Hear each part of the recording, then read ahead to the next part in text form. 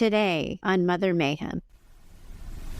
Yes, we need you to feel calmer in your bodies, and we need you to feel your feelings. But what we really need for you to do is find the people, the places, and the spaces where you can lean into community.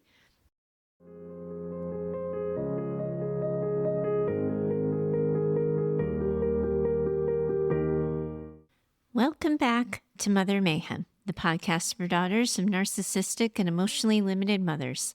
I'm your host, Heather Gray, and today, daughters, this is a conversation I have been looking forward to having with you all for quite a while. This is a conversation where I get to take a little bit of a do-over. Now, this is our 141st conversation together. And in that time we have been together, you have often heard me say that when it comes to this whole trauma healing thing you're all doing, I often feel like I'm only a few steps ahead of you in learning about it, understanding it, and wrapping my head around all of it. I don't mind being transparent with you or even a little self-deprecating about it because the conversations we have on this show definitely have come with a steep learning curve for me. You've heard me say it before. When I first started Mayhem, I really considered myself to be a cognitive behavioral therapist. I believed that I was going to help you make sense of yourselves by helping you understand your experience, how it made you think, and that in turn would be how I would help you heal. I would help you understand your thoughts and feelings, and that would get you out of the patterns you were stuck in. I did truly believe that that was how we were going to get you to be less hypervigilant and less anxious. It was how I was going to help you be less perfectionistic, and you were going to be able to silence your inner critics. And I wasn't making that up. It wasn't just something Heather Gray thought. It's what I was taught and what formed the foundation of my first 20 years as a therapist. I was so certain that that was how I was going to help you heal. And my intentions were real and true then. And the more I did this and the more I really dug into the work, the more I realized that that simply wasn't true. CBT alone doesn't fully take into account your nervous systems.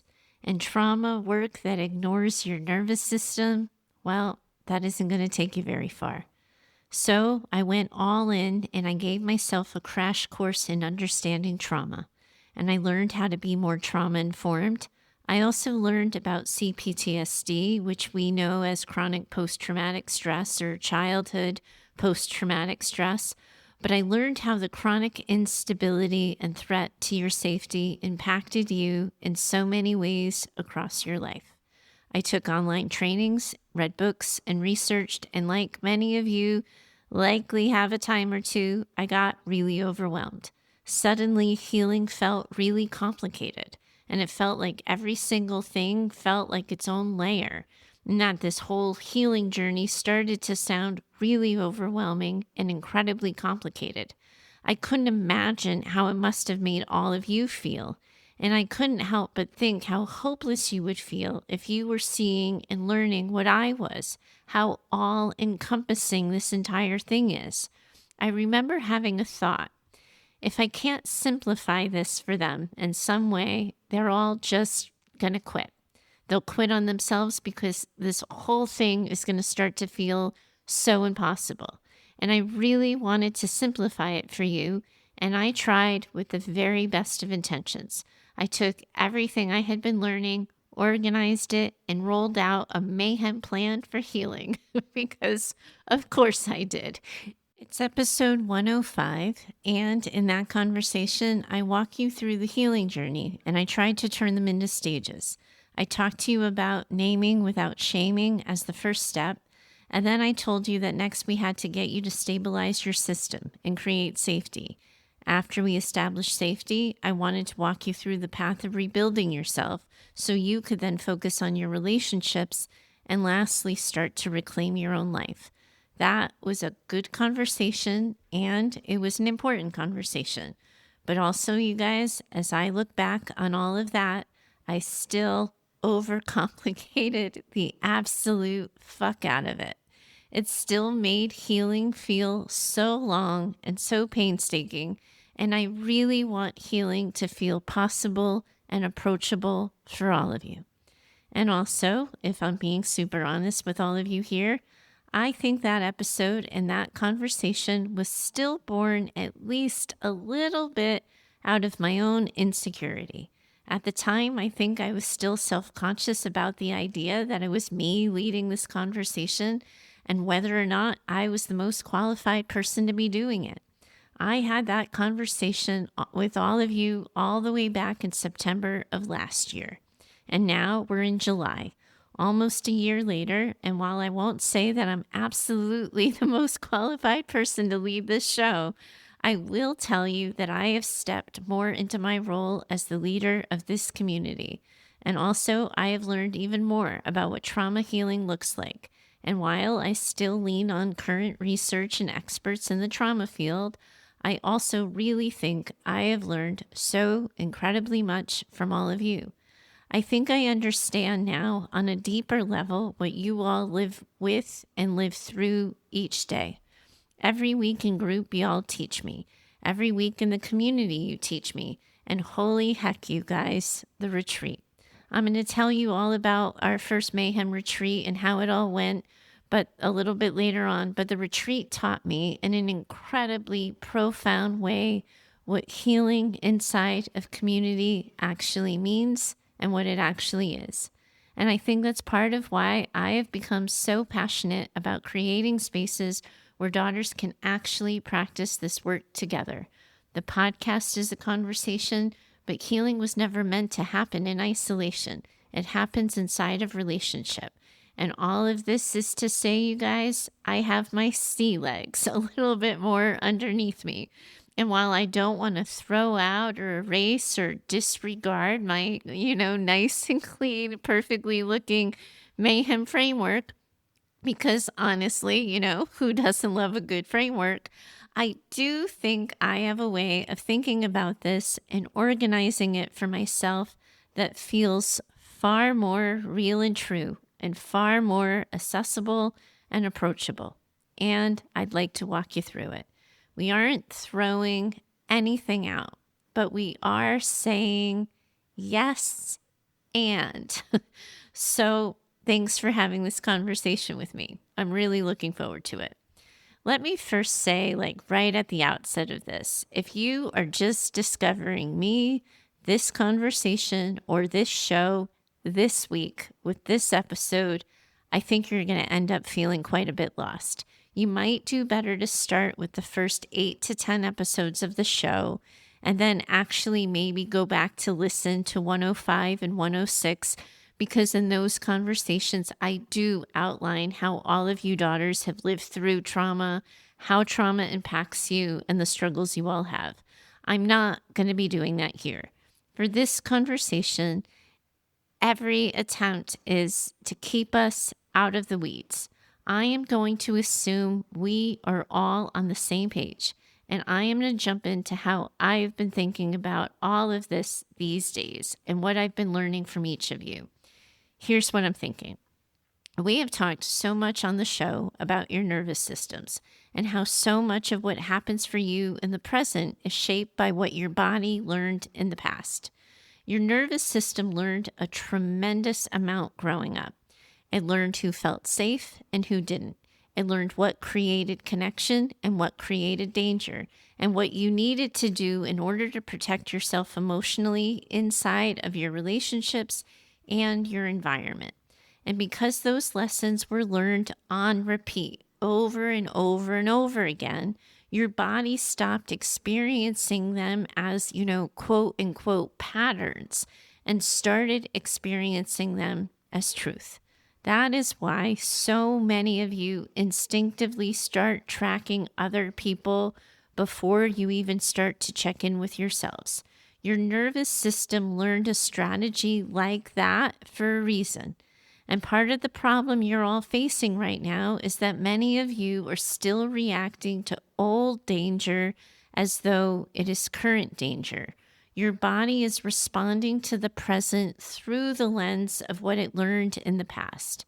But here's another piece I really want all of you to understand, because this is where I think I got it a little bit wrong for a while.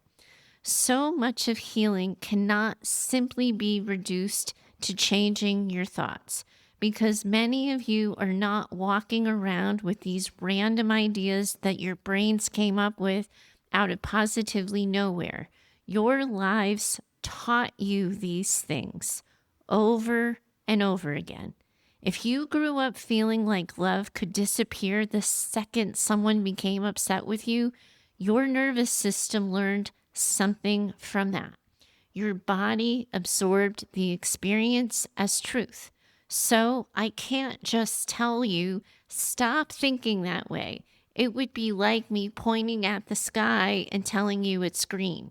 Your experiences taught you what to believe about yourselves, other people, relationships, conflict, safety, love, which means healing has to involve more than just understanding your thoughts. It has to start involving helping your nervous system experience something different too. And we've all been working together to do that for a little bit now. And again, we're not throwing out any of the bathwater here. We don't have to start over, but I do think we can simplify this because here's the other thing you've been hearing me talk about. Your parts, your little girl selves that poke at you, prod at you, and work so very hard to get your attention. You've heard me say how we want to give those parts attention. We want to listen to them and understand what they're trying to tell us. And we want you to take them seriously, even if we're going to put them in the back seat instead of letting them drive the bus. And here's where I think we have the opportunity to simplify all of this together. Those core learnings and those nervous system reactions are your little girl selves. These moments are your body telling you how it was back then, what it's afraid of, and what it wants you to know. Your nervous system is made up of all of these parts, all of your little girl selves, scanning the present, trying to determine whether or not you're safe. They're trying to make sure that you are more protected now than you were then. All right. With me so far? Good, because you and I are about to go on a little ride together. Welcome to the Heather Gray way of thinking this through. Consider it an addendum to the framework. One of the first things I started hearing and learning about as I dove deeper into trauma work was how important it was to regulate your nervous systems. You have heard me all say it 1,000 times. I drank that Kool-Aid by the gallon, and I have worked really hard with you on this idea. And right here is where I maybe want to take a do-over. With all respect to any science that is likely going to argue with me on this or add 50 million caveats to, I have been listening closely to you, daughters. And I think part of the way we talk about regulation has accidentally taken us all sideways. Just look at the language for a second. You are dysregulated. What many daughters hear when we say that is, your reaction is wrong. You're overreacting. You shouldn't feel this way. We're essentially hearing Taylor Swift yelling, you need to calm down. And I understand why we move in that direction. We want your nervous systems to realize that what is happening now is not what was happening then. We want you to feel safer. We want your bodies to experience something different. I want that for all of you. But I think something gets lost when the entire focus becomes on calming yourselves down as quickly as possible, because many daughters end up hearing something very different underneath all of it. Stop feeling that. Stop reacting. Stop thinking that way. Calm down. Think about what happens there for a second. Your little girl selves are pinging. They're trying to tell you something doesn't feel safe, settled, familiar, or okay. And the immediate response becomes getting rid of the feeling as quickly as possible. I think a lot of daughters end up experiencing that as another version of what already happened to all of you growing up. Don't feel that. Don't react like that. You're too much. You're inconvenient. Put it down. Push it down. And then we call it healing. I think we need to slow down and look at this differently because we cannot regulate every feeling away, and we shouldn't be trying to. You daughters love your rules. You're constantly trying to figure out how to stay safe, so the language we use together really matters. And I think before we rush to calm you all down or get you more regulated, we first have to give you permission to have your reactions. Full stop. We want you to notice them, get curious about them, and understand them better. Sure, we may not want every fear or reaction driving the bus all the time. At some point, we may need your adult selves helping you to hold perspective and helping you make decisions from the present instead of the past. But consider the shift here for a second. How different would it feel if, instead of immediately trying to stop the reaction, you listen to your body first? What if you believed your body? What if you asked it what it was afraid of? What if you asked it what it needed in order to actually feel safer? Because I actually think that that is where calm starts to come from. I don't think we get you calm by shutting you down. I just don't think it's ever going to work that way.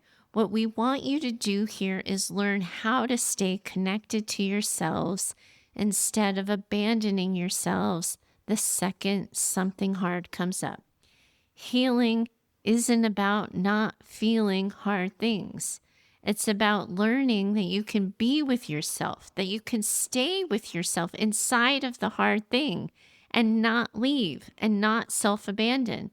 But also, my friends, can we, for the love of God, question this whole idea of you just having to feel your feelings?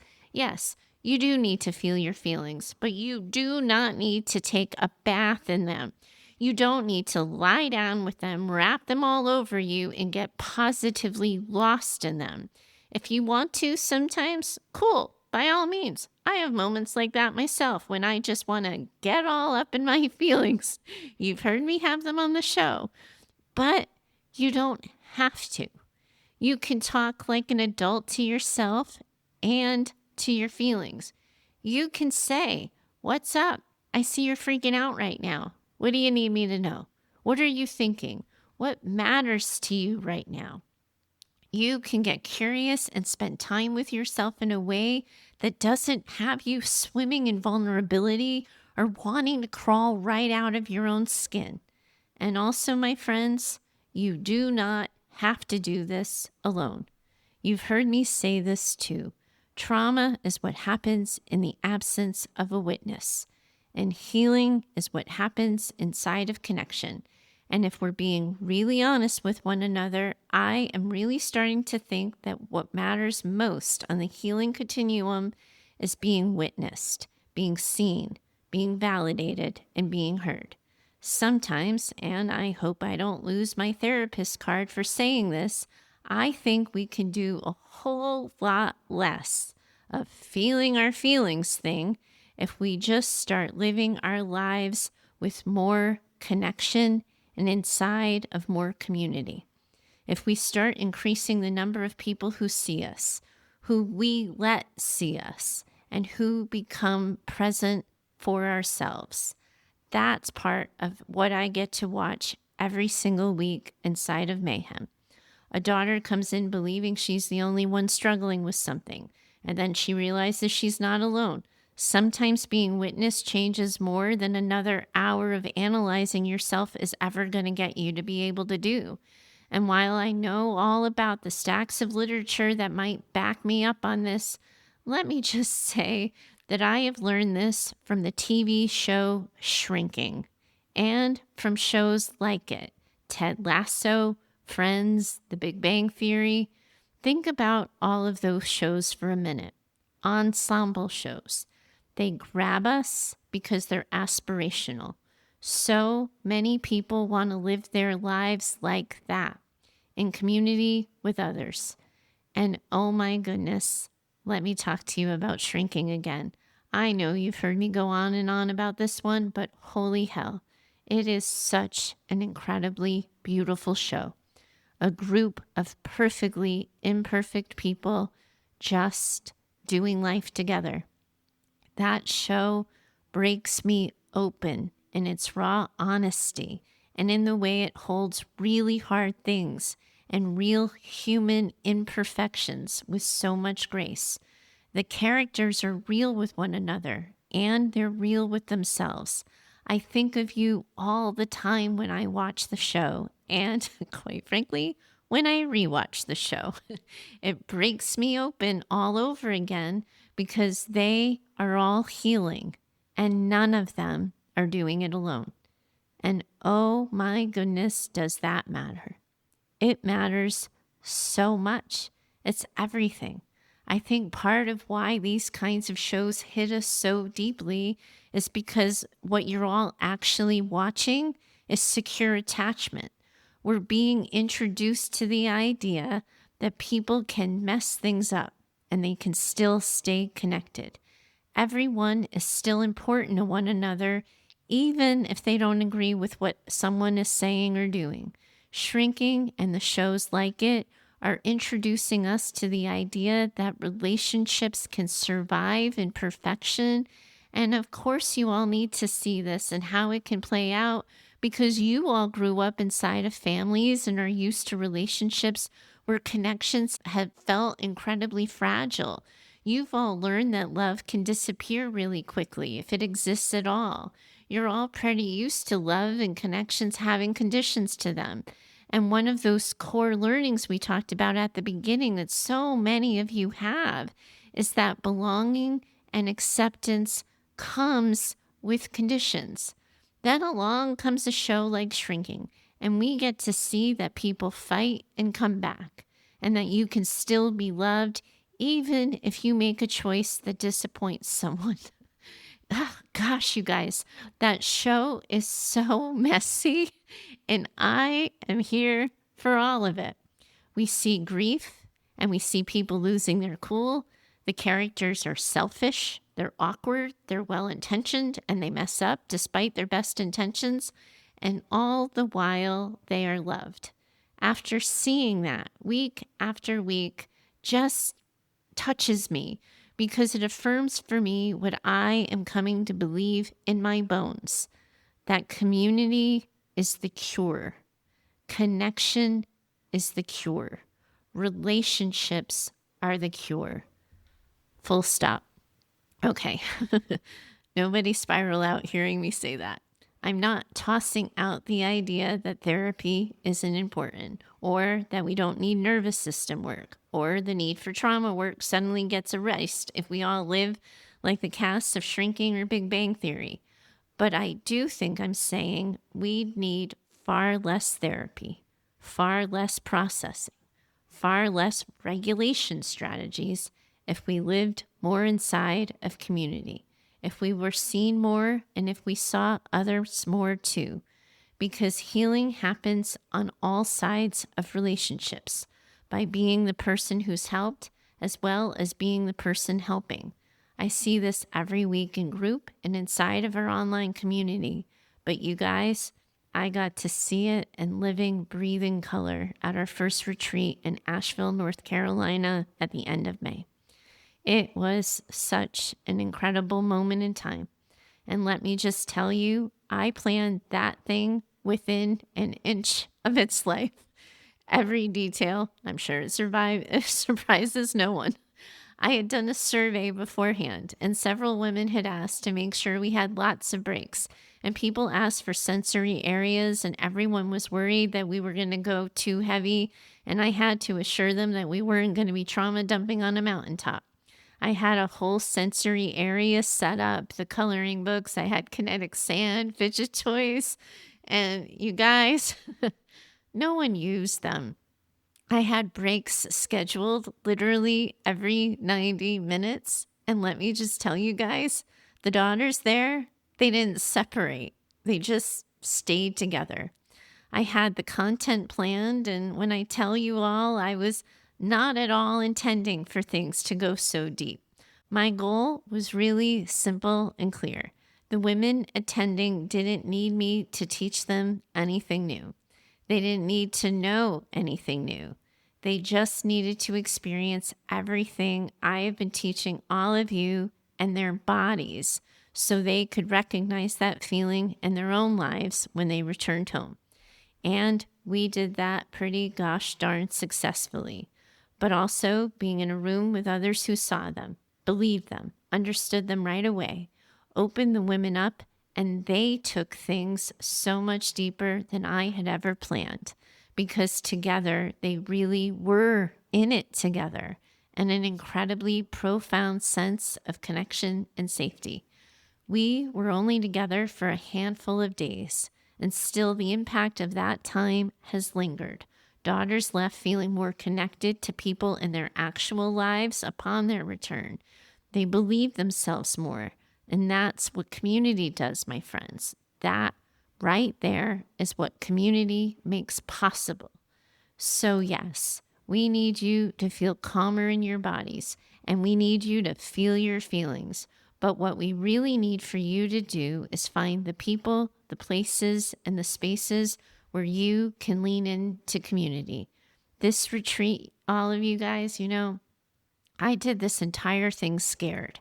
I only hosted one in the first place because daughters kept asking for it, and planning it had me living entirely outside of my comfort zone for a really long time. And then by the end of the weekend, I found myself saying to Clark, well, we just made it inarguable that we have to do this again. How could we not? So yes, same time next year, my friends, we'll have our second Mayhem retreat. But also the retreat affirms something else for me about healing and the healing journey, and I really want to share it with all of you. The retreat did exactly what I wanted it to. It showed daughters that seeing them, believing them, and connecting with them really wasn't that hard. It's so clear from the comment forums after that they felt wholly and completely held and understood. It's also clear to me that many of the daughters who came to the retreat experienced it as magic, like this incredible feeling of safety and connection only existed because of the retreat itself, because of the mountains or the moment or the women who happened to be there. And yes, maybe we really did strike lightning a little bit. I think that might be true. But the other truth is this. Every single woman there contributed to creating that experience. They talked, they shared, they listened. There was a group chat, and holy heck, was there a lot of hugging. So many hugs. Hugs that made all those new connections feel real and true in their bodies. There were late night conversations and texts and group selfies and moments of genuine care. There's this incredible group photo sitting right on my desk right now that I'm looking at as I talk to all of you. And every time I look at it, I think about what all of those women there created together. That kind of safety and connection didn't happen by accident. It happened because a group of women showed up and took a chance on one another. And that's why I'm so protective of the spaces we're building together, whether it's Thursday Night Mayhem or Tuesday Group or the online community or the retreat. What matters isn't the platform. It's the willingness to show up, to be seen, and to allow other people to matter to you. Daughters at the retreat made deposits into the space. They risked being seen. They said yes to themselves and yes to each other. And let me name this clearly because this matters so much. This was a group of women who mothered each other and allowed themselves to be mothered by others. That is why this experience healed. I've spoken about this before on the show, how my mom died when I was 6, and no one would ever dare tell that little girl, well, your mother couldn't love you for the rest of your life, so that's it. You can't get mothered again. You lost your chance. Nope, not true. No one would begrudge me a second chance at having a mother, a stand-in mother. No one would say I had one shot to get those needs met and I lost my chance, so suck it up, buttercup. No, because my mom died, I'm allowed to get mothered by others. And I have been mothered by others. And that's the challenge here. So many of you are still looking to your mothers to get your needs met, and they're never going to be able to possibly meet them. And you're mourning those needs not getting met because you think they'll never get met because your mom is so inept. The challenge in healing is also accepting that just because your mothers couldn't meet your needs does not mean you don't deserve to have them be met. And healing is going to mean giving permission to other people to meet those needs that your mother couldn't, and to allow having those needs met by someone else fill and heal the mother wound. Obviously, that is going to come with some grief and sadness, and there is no way around that, my friends. Your mom can't. She's incapable. And there are people in your life, in this community, and out in the world you haven't even met yet who are capable of loving you well. So keep leaning into them. When you find people, make deposits into those relationships. Take care of them, nurture them, show up as yourself, and allow yourself to be healed inside of them. And that, my friends, is what I believe in my bones. So yes, we need the healing stuff. We need to get that this whole thing blows if we don't tend to our nervous systems, but we have to take ourselves seriously inside of all of that. We have to listen to ourselves, get curious with ourselves, believe ourselves, and then we have to lean into connection and into community, connecting with others we feel safe with, and then open ourselves up to the idea that more healing can be found inside of that space. That, my friends, is the new Mayhem framework. And I got to tell you, I really like her. And I can't wait to hear what you think. If you're inside of Mayhem Daughters, tell me what you think inside of the community. And if you're not there yet, but you want me to know what you're thinking about all of this, find me at heather@mayhemdaughters.com, or consider joining us inside of the community yourself and join the conversation. I am so proud of all of you. I'm proud to be leading this community, and I'm grateful for this conversation and the time and space we gave it. All of you are in this incredible community of women who are in this together, healing together. All of you are in this together. And I, for sure, most definitely, am in it with you too. Bye for now. Thank you so much for joining me today.